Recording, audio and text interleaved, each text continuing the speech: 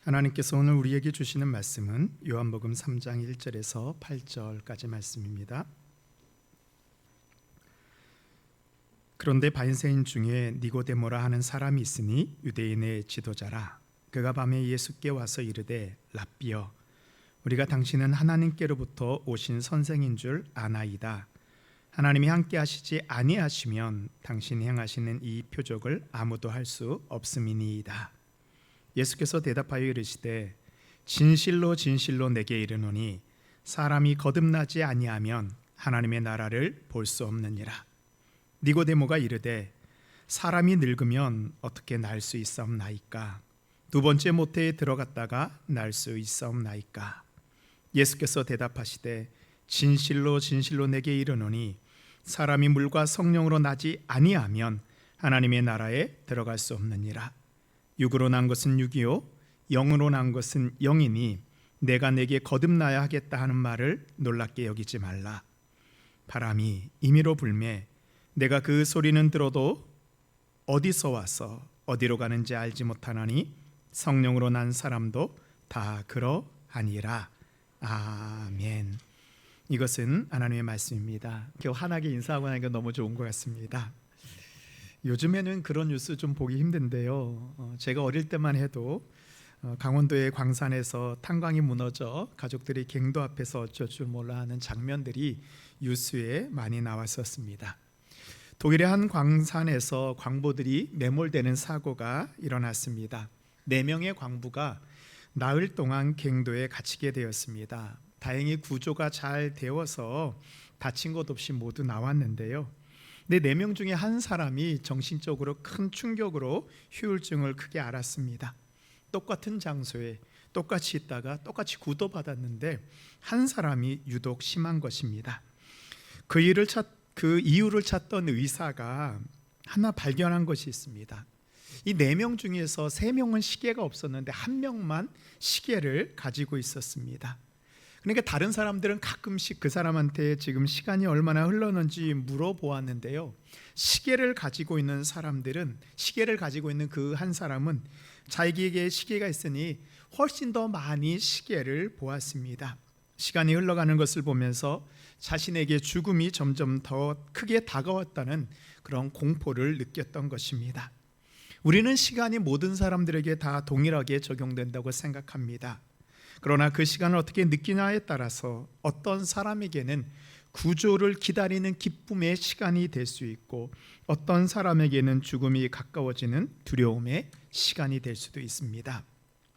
우리가 주님을 믿는다는 것은요, 우리의 시간이 주님이 주신 은혜가 가득 차는 것을 경험하는 시간입니다.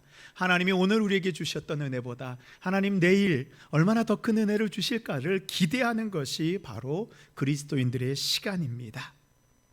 우리가 살다 보면요, 우리의 인생이 시간이 흐르면서 걱정과 고민의 그 내용도 좀 달라지는 것 같습니다. 우리 10대 청소년들은 공부와 친구에 대한 고민을 합니다. 20대, 30대의 청년들은 무슨 일을 하고 누구를 만나야 되는지 진로와 결혼에 대한 고민을 합니다. 이제 40대, 50대가 지나가게 되면 내가 하고 있는 일, 이 직업을 어떻게 하면 더 잘할 수 있을까?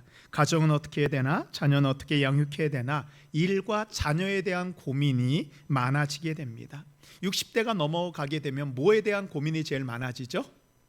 건강이죠. 그렇죠. 네, 건강이라고 대답하신 분은 60대가 가까워지신 분이에요.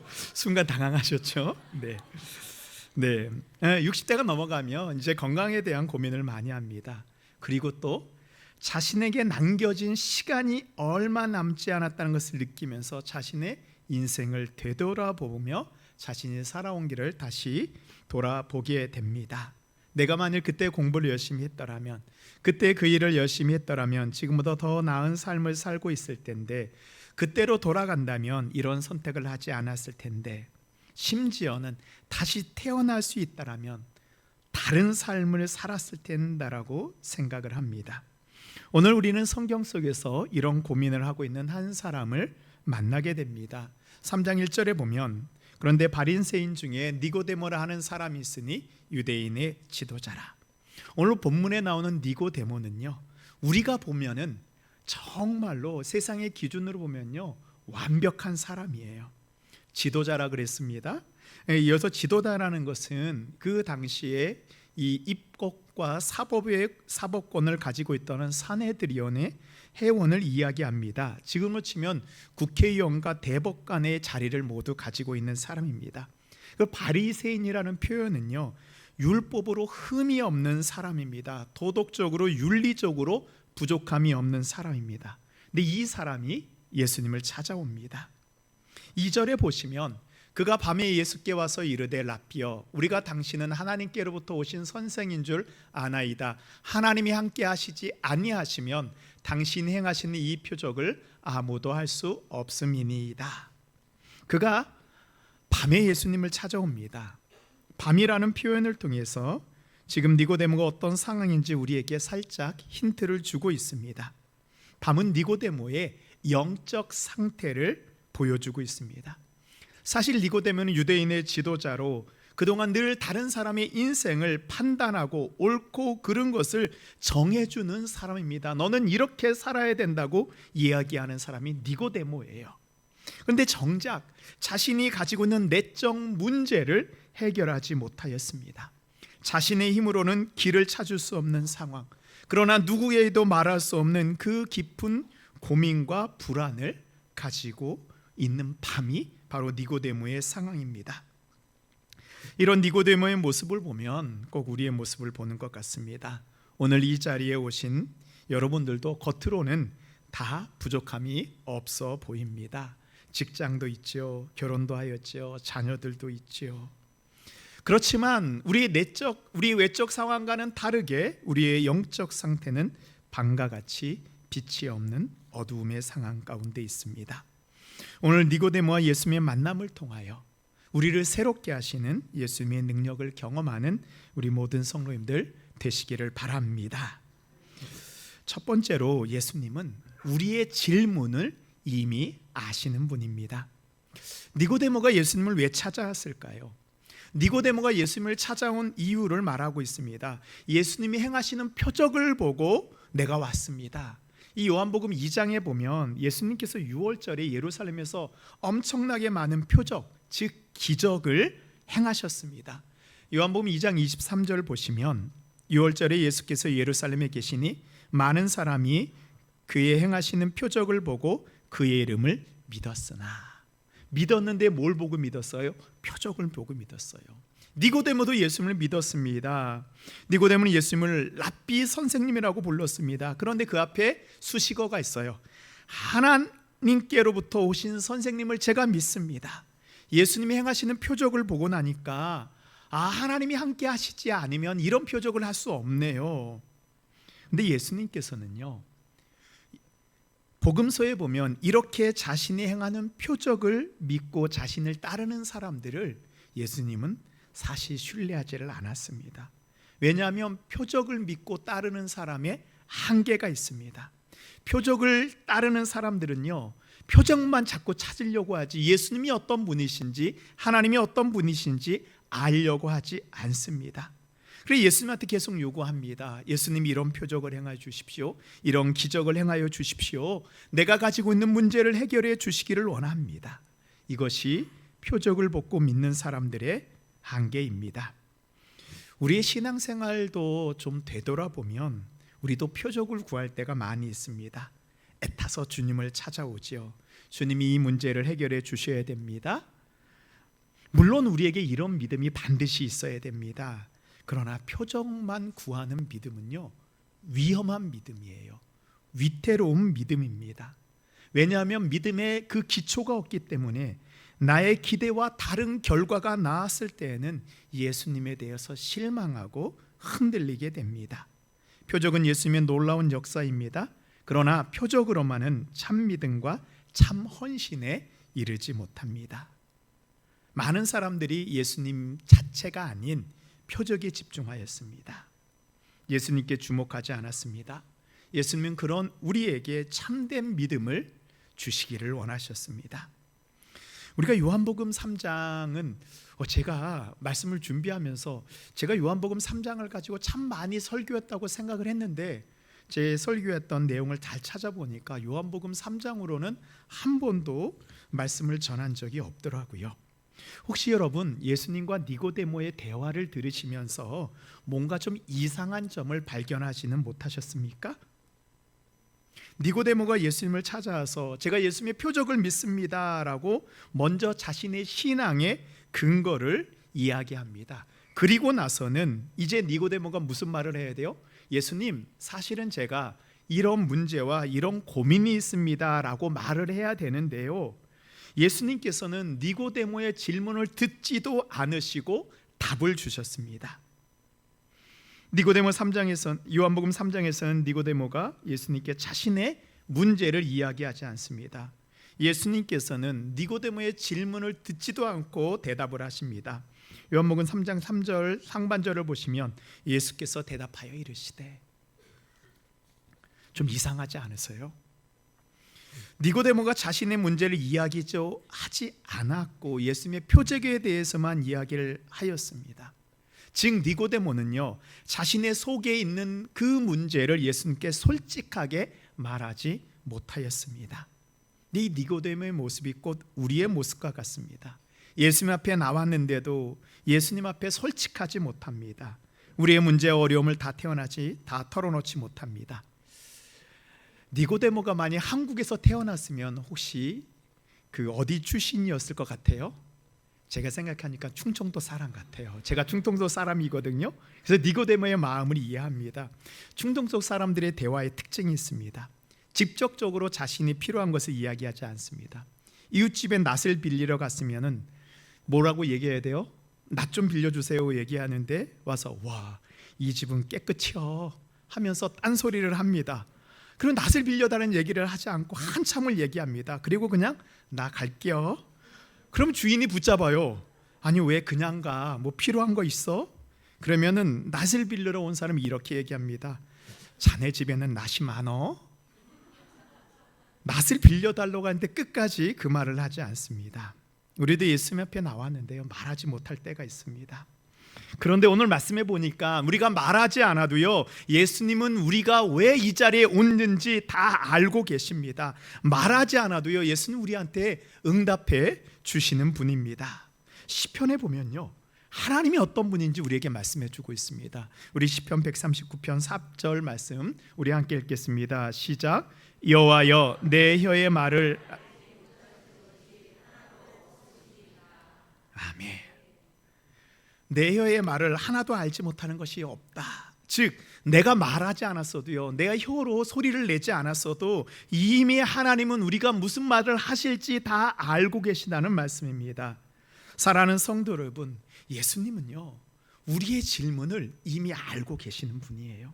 오늘 우리가 이 자리에 나왔다라는 것은요, 이미 예수님께서 우리의 질문, 우리의 고민을 다 알고 계시는 거예요. 우리의 소원도 잘 아십니다. 오늘 예배드리는 이 자체가 이미 주님께서 우리에게 주신 응답인 것을 믿으시기 바랍니다. 아멘. 두 번째로, 거듭나야 하나님 나라에 들어갈 수 있습니다. 우리 3장 3절 말씀 우리 함께 읽겠습니다. 시작. 진실로 진실로 내게 이르노니 사람이 거듭나지 아니하면 하나님의 나라를 볼 수 없느니라. 아멘. 예수님께서는 거듭나야 하나님 나라를 볼 수 있다고 말씀하십니다. 여기에서요, 우리 기독교의 가장 중요한 진리인 거듭남이 바로 무엇인지 말씀하고 있습니다. 우리가 힘들고 어려운 상황마다 밤에 잠이 안 올 때마다 그런 생각을 하지 않아요. 저도 막 고민이 있어서 밤에 잠이 잘 오지 않으면은 이런 생각합니다. 내가 그때로 돌아가 다시 결정을 한다면 이런 결정을 하지 않을 텐데, 내가 왜 이 말을 했을까? 내가 왜 이렇게 이야기를 했을까? 내가 다시 태어난다면 난 이렇게 살지 않았을 텐데 라는 우리는 후회를 합니다. 이 예수님 당시에요, 지금 이 요한복음 3장의 당시에는 유대교 안에 두 개의 분파가 있었습니다. 먼저는 사두개인들입니다. 사두개인들은 주로 성전에서 일을 했고 공무원 같은 그런 정부의 일을 많이 했습니다. 이 사두개인들은 죽어서 가는 천국을 또한 다시 부활하는 것을 믿지 않았습니다. 사두개인들이 열심히 하나님 앞에 충성하고 성전에서 봉사하는 목표가 있어요. 현실에서 이 땅에서 잘 살기를 원했습니다. 그리고 또 하나의 부류는 바리새인들이 있습니다. 바리새인들은요, 현실의 삶보다 천국과 부활의 삶을 믿었습니다. 그런데 부활한다라는 것은 믿고 있었지만 바리새인들의 삶은 부활과 연결되지 못하였습니다. 니고데모는 바리새인이라 그랬잖아요. 그래서 부활하는 것까지는 믿었지만 거듭내야 된다는 것은 이해를 하지 못했어요. 사실 부활은 뭐예요? 거듭나야지 부활할 수 있는 거거든요. 니고데모가 이렇게 질문합니다. 니고데모가 이르되 사람이 늙으면 어떻게 날 수 있사옵나이까? 두 번째 모태에 들어갔다가 날 수 있사옵나이까? 니고데모가 가지고 있는 지식의 한계 속에서는 거듭나는 것을 내가 다시 태어나는 것, 어머니의 뱃속에서 다시 태어나는 것으로 이해를 했어요. 다시 거듭나기 위해서는 어머니의 뱃속에 들어가야 되는데 이게 불가능하잖아요. 이미 어머니가 죽었습니다. 아니 살아있다고 해도 내가 어떻게 이 성인이 어머니의 뱃속에 들어갈 수 있어요? 아무리 생각해도 불가능합니다. 니고데모는요, 거듭남, 다시 태어남을 이해하지 못하였습니다. 거듭남을 우리가 영어로 born again이라고 하죠. 다시 태어난다, 맞죠? 그래서 제가 성경을 좀 찾아봤습니다. 이 히브리어로 거듭남은요, 겐나노 아노센이라는 두 개의 단어가 연결된 것입니다. 먼저 겐나노는 태어나다예요. 그리고 아노센은 다시라는 뜻입니다. 여기서 우리가 이 아노센, 다시라는 그 뜻을 이해하는 것이 중요합니다. 우리는 거듭이라는 단어를 다시라는 말로 바꾸어 사용을 합니다. 그렇게 받아들입니다. 그런데 이 아노센이라는 말은요, 거듭이라는 뜻이 그런 뜻이 아니고요, 위로부터, 하늘로부터 내려온다는 그런 뜻을 가지고 있습니다. 그래서 제가 오늘 말씀의 제목을 거듭남이라고, 그리고 가로 열고 born again이라고 하지 않고요, from above라고 하였습니다. 이런 의미가 있기 때문입니다. 혹시라도 우리가 이 땅에서 다시 태어나 살 수 있다고 할지라도 그건 거듭남이 아니에요. 우리가 죽었다 살아나도요, 그건 거듭남이 아닌 것입니다. 이 세상의 과학이 아무리 발전한다고 해도, 죽은 자를 살릴 수 있는 기술이 나온다고 해도 그건 거듭남이 아니에요. 하나님의 말씀이 아닌 것입니다. 예수님이 말씀하시는 거듭남은 이 땅에서 다시 태어나는 것이 아니고 어디로부터? 하늘로부터, 하나님으로부터 다시 태어나는 거예요. 우리말로 좀 바꾸면요, 영적으로 다시 태어나는 것입니다. 니고데모가 예수님 앞에 나와서 다시 태어나고 싶다고 한 이유는 뭐예요? 자신이 선택했던 일들을 다시 바로잡고 싶은 마음일 것입니다. 그래서 니고데모의 관심은 뭐예요?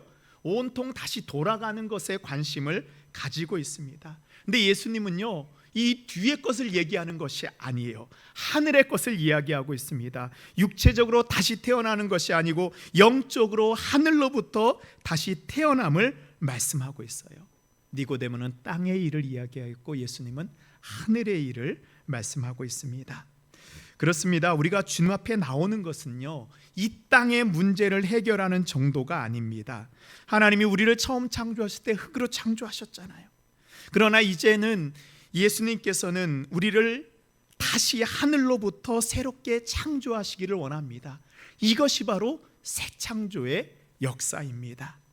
그럼 우리가 어떻게 해서 거듭날 수 있는지, 새롭게 창조할 수 있을까요? 창조될 수 있을까요? 우리 3장 5절 말씀 우리 함께 읽도록 하겠습니다. 예수께서 대답하시되 진실로 진실로 내게 이르노니 사람이 물과 성령으로 나지 아니하면 하나님의 나라에 들어갈 수 없느니라. 아멘. 거듭남은요, 다시 살아나는 게 아니에요. 물과 성령으로 다시 태어나는 것입니다. 니고데모는요, 이 물이라는 단어는 잘 이해했습니다. 왜냐하면 예수님 당시에도요, 바리새인들은 물로 씻는 예식을 아주 중요하게 여겼습니다. 그래서 요한복음 2장에 보면 가나의 혼인잔치 나올 때 거기에 정결 예식에 드는 이 물 항아리가 쫙 있는 그런 말이 나오잖아요. 이 물은요, 정결함의 상징입니다. 그래서 이 바리새인들과 그 당시의 사람들은요, 물로 세례받는 것을 중요하게 여겼습니다. 우리가 잘 알고 있는 세례 요한도 어때요? 요단강에서 물로 세례를 베풀었습니다. 우리는 세례할 때, 세례를 베풀 때 지금 이렇게 머리에서 이렇게 물을 조금 뿌리지만 예수님 당시에는요, 물속에 그 사람을 완전히 담그었습니다. 그래서 물속에서 그 사람의 모든 죄가 다 깨끗하게 되는 것이 세례였습니다. 그래서 물은요, 회개의 상징입니다. 유대인들은 물로 자신을 정결하게 하였습니다. 그런데 물로 씻는다고 우리가 완전한 정결이 될 수 있을까요? 우리가 예전에 한여름이 되면 더우니까 개울에 가서 하루 종일 놀고 오잖아요. 그러면 집에 오면 엄마가 하시는 얘기가 있어요. 뭐라 그러나요? 깨끗이 씻으래요. 물로 깨끗이 씻으래요. 아니, 하루 종일 물속에서 놀고 온 아이들한테 너 물로 씻어야 된다라고 얘기를 합니다. 이해가 안 되죠. 근데 우리가 씻어보면 알아요. 비누로 씻으면 우리 몸에 때가 나와요. 그럴 때를 뭘 때라 그래요? 물때라 그러잖아요. 물속에서 놀았어도 깨끗한 것 같아도요, 그 안에 씻겨지지 않는 그런 더러움이 있는 것입니다. 우리는 회개를 한다고 하지만 사실은 우리가 하는 입술로의 회개로만은 부족합니다. 눈물로 회개하지만 완전하게 깨끗하게 되는 것이 아닙니다. 바로 성령이 우리에게 임하셔만 우리가 정결하게 될 수 있습니다. 물이 우리의 외적인 모습을 깨끗하고 한다면 성령은 우리의 영적인 마음을, 영적인 우리의 존재를 깨끗하게 하십니다.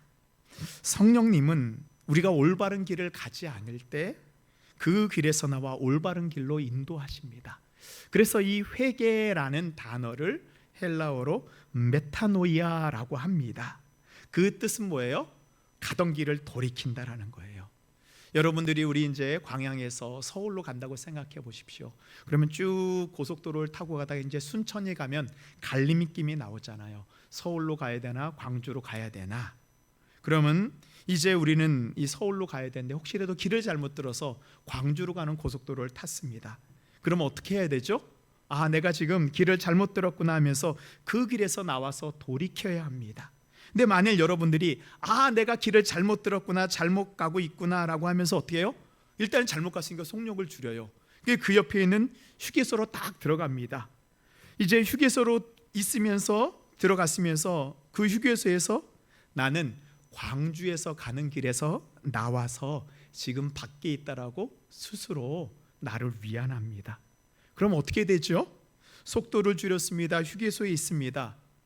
그랬을지라도 우리는 여전히 잘못된 광주로 가는 길을 가고 있는 것입니다. 그래서 많은 그리스도인들이요, 이 회개를 휴게소처럼 생각합니다. 그 죄에서 잠시 나와서 내가 죄를 짓지 않고 있으니까, 내가 빨리 달리지 않고 있으니까 내가 죄인이 아니라고 스스로 위안을 합니다. 근데 진짜 회개는 뭐예요? 그 길에서 돌이켜야 되는 거예요. 다시 길을 가면 죄의 길을 가게 되는 것입니다. 왜 우리가 변화되지 못하고 예수 그리스도의 능력을 경험하지 못할까요? 잘못된 길에서 나와서 돌이켜야 되는데 여전히 휴게소에서 쉬고 있으면서 나는 회개하였다라고 이야기하기 때문입니다. 구약시대 사람들도요, 죄를 지으면 사람들이 양을 잡고 성전에 와서 회개했습니다. 피를 제단에 뿌리고 용서받았습니다. 그런데 성전을 나와서 어때요? 다시 죄를 짓습니다. 우리 이것이 바로 인간의 연약함입니다. 회개는 완전히 그 길에서 결별하는 것입니다. 결단이 있어야 됩니다. 잘못된 길에서 나와 내가 가야 되는 그 거룩한 길을 돌이켜 가는 것, 그것이 회개입니다. 그래서 회개는요, 인간의 의지, 인간의 노력으로는 되지 않습니다. 인간의 힘으로 안 되는 게 회개예요. 그래서 회개, 우리의 거듭남은요, 죽고 사는 정도의 변화가 우리에게 있어야 됩니다. 바로 이 변화가 우리에게 임하는 것이 성령이 우리 안에 역사하실 때 일어나는 것입니다. 그래서 예수님이 니고데모한테 이렇게 말씀하세요. 우리 6절에 보면 육으로 난 것은 육이니 영으로 난 것은 영이다. 여기에 바로 거듭남의 신비가 있습니다. 육체가 아무리 노력해도 우리는 거듭나지 못합니다. 영으로 다시 태어나야 됩니다. 하늘로부터 태어나야 됩니다. 그래서 예수님께서 니고데모에게 성령으로 거듭나야 한다라고 말씀하셨습니다. 성령이 하늘로부터 임하는 것, 성령께서 우리 가운데 임재해 주셔야 됩니다. 이거를 에스겔 선지자는 새 창조의 역사라고 이야기했습니다. 에스겔 36장 25절 26절 말씀, 제가 25절 읽고 성님들 26절 읽겠습니다. 맑은 물을 너희에게 뿌려서 너희로 정결하게 하되 곧 너희 모든 더러운 것에서와 모든 우상 숭배에서 너희를 정결하게 할 것이며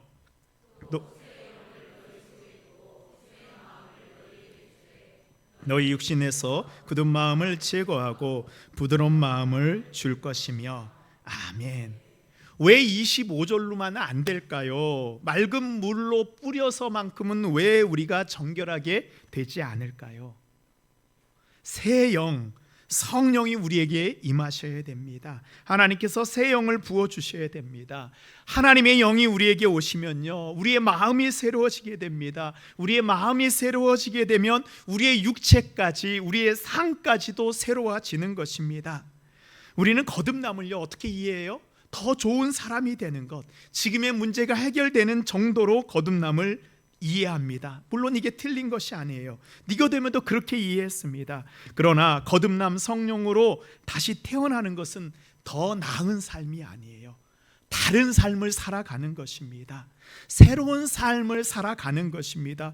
복음은요, 그래서 우리가 어떻게 하면 더 잘 살 수 있는 것을 이야기하는 것이 아니고 우리가 어떻게 하면 새로워질 수 있는가를 이야기하는 것이 바로 복음이고, 우리를 새롭게 하시는 것이 예수 그리스도의 복음의 능력입니다. 예수님의 말씀은 우리가 가지고 있는 문제에 대한 대답이기도 하십니다. 우리가 어떻게 삶을 살아야 될지, 우리가 하고 있는 일들을 어떻게 해야 될지, 지금 우리가 고민하고 있는 문제를 이끌어 가시는 분이 바로 성령님이십니다. 우리 3장 8절에 보시면 바람이 임의로 불매 내가 그 소리는 들어도 어디서 와서 어디로 가는지 알지 못하나니 성령으로 난 사람도 다 그러하니라. 성령이 우리에게 임하시면요, 성령의 바람이 우리를 인도하여 주시는 거예요. 내가 어디로 가야 될지, 내가 어떻게 해야 될지 모를 때요, 우리 안에 계신 성령께서 그 성령의 바람으로 우리를 하나님의 뜻 가운데로 인도해 주십니다. 마지막으로 우리는 성령으로 새로워져야 합니다. 신앙생활 하시면서 은혜를 받으면 주님의 말씀도 좋습니다. 내가 이제는 뭔가 좀 다른 삶을 살고 싶은 마음도 듭니다. 내가 이제는 좀 새롭게 살아야지 결단도 하지요. 이런 마음을 가지고 있는 우리에게 예수님께서 말씀해 주십니다. 우리 마가복음 2장 22절 말씀 우리 함께 읽도록 하겠습니다. 새 포도주를 낡은 가죽 부대에 넣는 자가 없나니 만일 그렇게 하면 새 포도주가 부대를 터뜨려 포도주와 부대를 버리게 되리라. 오직 새 포도주는 새 부대에 넣느니라 하시니라. 아멘. 우리가 새 포도주와 같은 하나님의 은혜가 우리에게 임하지만요, 과거의 낡은 가죽 부대와 같이 변하지 않는 나의 이 모습을 가지고 신앙생활을 하게 되잖아요. 도리어 그 주시는 은혜 때문에 우리의 부대가 견디지 못하고 터져서 시험에 들고 낙심하게 돼요. 우리가 신앙생활하다 그럴 때가 있잖아요. 그런 분들 만날 때가 있어요. 막 주님이 은혜를 주셨는데 도리어 그 은혜 때문에 시험에 들고 낙심했다는 분들이 계십니다. 이게 바로 낡은 가죽 부대를 가지고 있는 우리의 모습입니다. 주님께서는 새 술은 새 부대에 넣어야 된다고 말씀하셨습니다. 바로 새 부대가 되는 것, 성령이 새롭게 하시는 새 사람이 되는 것입니다. 바로 성령의 이끄심을 받는 사람이 되는 것입니다. 우리가 성령으로 난다는 것, 새 부대가 되는 것은요, 이제는 그동안은 내가 내 마음, 내 하고 싶은 대로 나를 이끌어 갔지만 이제는 성령의 인도함을 받는 것입니다. 우리 인생의 주인이 주님이신 것을 인정하고 내가 가지고 있던 내 인생의 소유권을 주님께 이양하는 것입니다. 내가 가지고 있는 주도권을 주님께 돌려드리는 것입니다. 내 인생의 결정권을 주님께 맡기는 것입니다. 이것이 바로 새 부대가 되는 것입니다. 하나님 나라의 가치관, 위로부터 내려주시는 성령의 가치관으로 살아가는 것입니다. 우리가 성령으로 새로워져야 되는 이유가 있습니다. 이 낡은 가죽 부대와 새 부대의 차이예요. 제가 말씀을 준비하면서 그런 생각을 해봤어요. 만일 우리가 이 상태로 이제 과거로 딱 돌아갔어요. 10년, 20년 전으로 돌아갔어요. 그럼 여러분이 달라질까요? 안 달라질까요?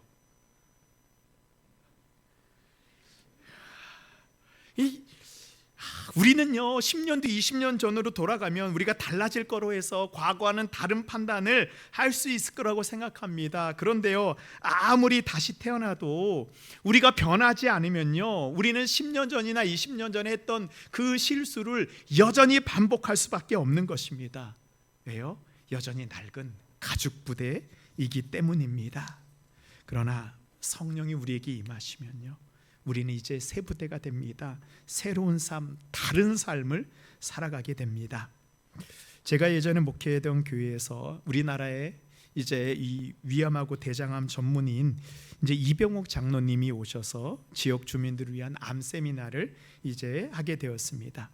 근데 이분이 오셔가지고요, 이제 암을 예방하기 위해서는 많이 웃어야 한다고 하면서 그 유명한 박사님이 시골 이렇게 어르신들을 모시고 막 신나게 웃는 법을 이제 알려주었습니다. 그분 정말로 이렇게 이병우 장로님 웃으면요 호탕하게 웃습니다. 그 다음에 하는 얘기가, 여러분 우리의 생각이 달라져야 됩니다. 이제 근심과 걱정이 아니고요, 우리 어르신들 평안한 마음을 가지십시오.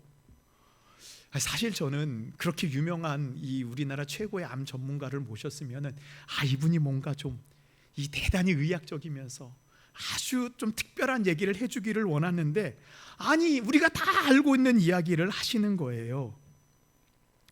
근데 왜 그분이 그런 얘기를 했을까요? 이제 한번 암에 걸렸던 분들은 늘 두려움이 있어요. 재발과 전이에 대한 두려움이 있습니다. 또 가족력이 있는 분들도 그렇잖아요. 근데 이 이병욱 장로님이 하시는 얘기는요, 암에 걸리지 않기 위해서는, 암이 재발되지 않기 위해서는 우리가 달라져야 한대요. 그래서 그분이 쓴 책에 보면 이제 이런 얘기가 나옵니다. 어떤 환자는요 수술이 너무 잘 된 거예요. 근데 어떤 환자는요, 근데 이 수술이 너무 잘 되는데 그 환자가 재발을 한 거예요.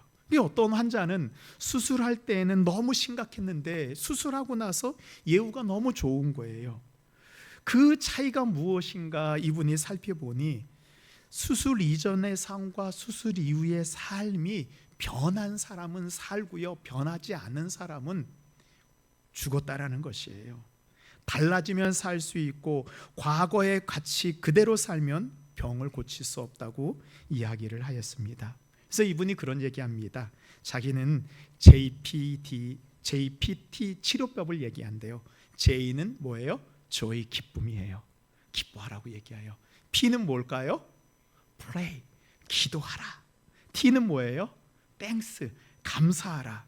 기도와 기쁨과 기도와 감사함의 삶으로 바뀌면 살 수 있다라는 거예요.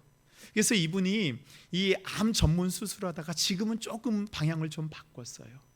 이제 암 환자들이 암 수술한 다음에 어떻게 하면 이 땅에서 더 행복하게 살 수 있는가, 암을 어떻게 예방할 수 있는가로 이분이 좀 바꿨습니다. 우리가 성령으로 거듭난다는 것도 이와 같은 것입니다. 예수님이 영접하고 난 다음에는요, 우리의 삶이 달라져야 됩니다. 과거의 그대의 그 모습으로 살아간다면 우리는 거듭나는 것이 아닙니다. 로마서 8장 9절 말씀입니다. 만일 너희 속에 하나님이 영이 거하시면 너희가 육신에 있지 아니하고 영에 있나니 누구든지 그리스도의 영이 없으면 그리스도의 사람이 아니라. 우리의 육체는요 죄의 본성을 지배를 받고 있습니다. 그러나 성령님이 우리 안에 오시면 성령님이 우리를 다스리는 거예요. 그리스도의 사람 새 부대가 되는 것입니다.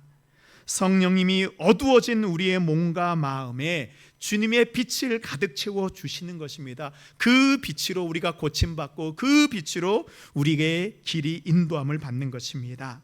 그리고 성령이 우리에게 임하시면 우리의 죽을 몸을 살리십니다.